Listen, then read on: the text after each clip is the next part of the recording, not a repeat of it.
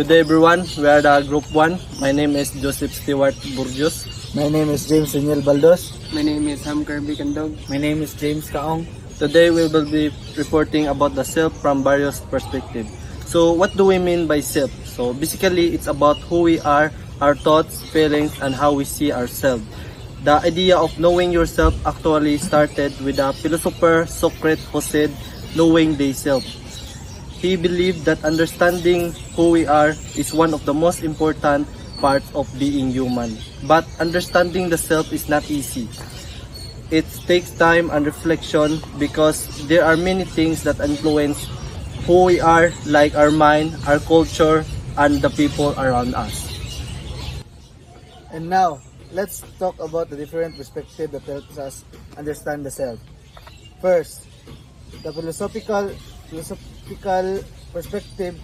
Philosophers like Plato and Aristotle believe that we have both a body and a soul. Others like David Hume said that the self keeps changing and there's no fixed or permanent me. Next, the psychological perspective. According to Carl Rogers, the self is flexible. It changes as we grow and experience new things. He said that one important part of understanding ourselves is self-awareness, or being aware of our own thoughts and emotions. Then we have the sociological perspective. Here the self is seen as a product of society. Sociologists like Charles Horton Colley said that we form our self-image based on how we think others see us. That is called the looking glass self.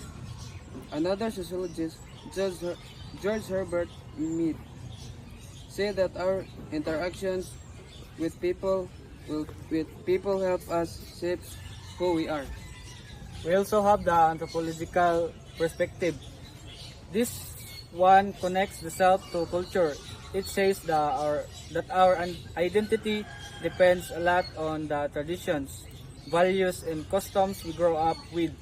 In short, our culture helps define who we are.